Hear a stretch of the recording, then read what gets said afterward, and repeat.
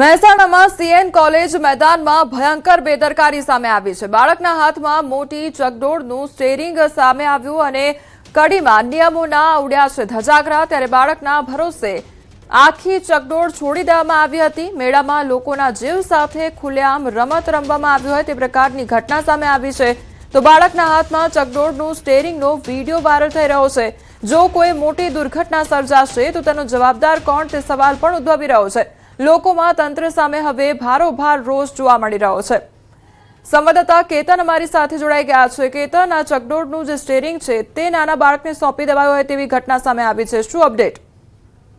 ચોક્કસથી જણાવી દઉં કે કડીમાં નિયમોના ધજાગરા ઉડતા હોય તેવો એક વિડીયો સોશિયલ મીડિયામાં હાલમાં વાયરલ થયો છે। માસૂમ બાળકના હાથમાં મોટી ચકડોળનું જે સ્ટીયરિંગ આપી દે અને જે બાળક હોય છે તે જે સમગ્ર ચકડોળ ચલાવતો હોય તેવો એક વિડીયો હોય છે તે હાલમાં સોશિયલ મીડિયામાં વાયરલ થયો છે। સીએન કોલેજ મેદાનમાં હાલમાં જે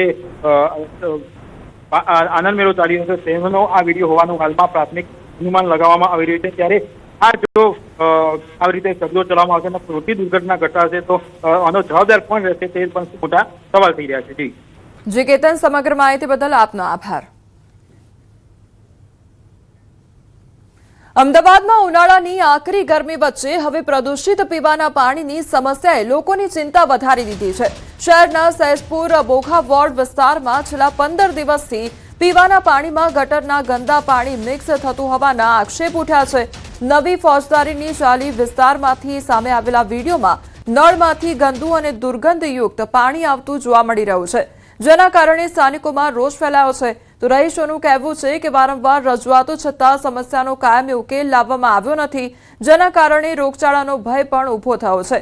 તો ગરમીના સમયમાં શુદ્ધ પાણીના બદલે ગંદુ પાણી મળતા લોકોમાં તંત્ર સામે ભારે નારાજગી જોવા મળી રહી છે।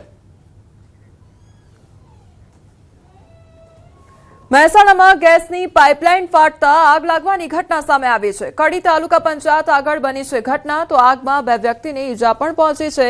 સારવાર માટે તેઓને ખસેડવામાં આવ્યા છે। તાલુકા પંચાયત દિવાલ નજીકથી આ ગેસ લાઇન પસાર થાય છે। તો યુજીવીસીએલ પાલિકા અને સાબરમતીના કર્મીઓ કામ કરી રહ્યા હતા। પીવાના પાણીની લાઇનના સમારકામ દરમિયાન આ ઘટના સર્જાઈ હતી। તો પાલિકાના 2 ફાયર બ્રિગેડે આગ પર કાબુ મેળવવા માટે જહેમત ઉઠાવી। આગમાં 2 વૃક્ષો બળીને ખાખ થઈ ગયા। જેસીબી પણ આવ્યું આગની ઝપેટમાં। અમરેલીમાં સીએમની બેઠક બાદ તંત્ર એક્શન મોડમાં આવી ગયું છે। ગાંધીનગર વન વિભાગની ટીમ ગીર પહોંચી। તો ગીર પૂર્વ અને ગીર પશ્ચિમ બોર્ડરમાં તપાસનો ધમધમાટ શરૂ કરી દેવામાં આવ્યો છે। સિંહોમાં રોગને લઈને વન વિભાગની તપાસ હાથ ધરવામાં આવી છે। ગાંધીનગર પીસીસીએફ ભવાનીપતિ તેમજ સીસીએફ રામરતન નાલા અને એનિમલ સિનિયર ડોક્ટર સહિત ટીમો જસાધાર ખાતે પહોંચી છે। તો પીસીસીએફ સહિત અધિકારીઓની ટીમ જસાધાર એનિમલ કેર સેન્ટરમાં મૃત્યુ પામેલા સિંહ મુદ્દે માહિતી મેળવી છે। જસાધાર એનિમલ કેર સેન્ટર ખાતે ઓબ્ઝર્વેશન પર રહેલા સિંહોની સ્થિતિ અંગે સમીક્ષા કરવામાં આવી છે।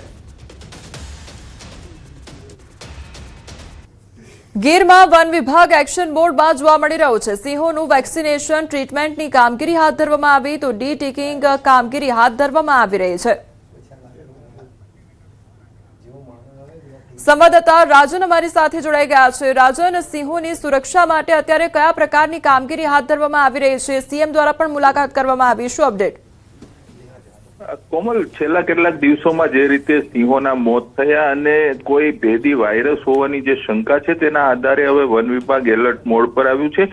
ગાંધીનગરમાં જે રીતે સીએમની અધ્યક્ષતામાં બેઠક મળી અને સિંહોની સુરક્ષા મુદ્દે જે વાત થઈ હતી તેના અનુસંધાને વન વિભાગની એક ખાસ ટીમ ઉચ્ચ અધિકારીઓ અત્યારે જસાધાર એનિમલ કેર સેન્ટર છે જ્યાં સિંહોની સારવાર કરો। જી રાજન, સમગ્ર માહિતી બદલ આપનો આભાર।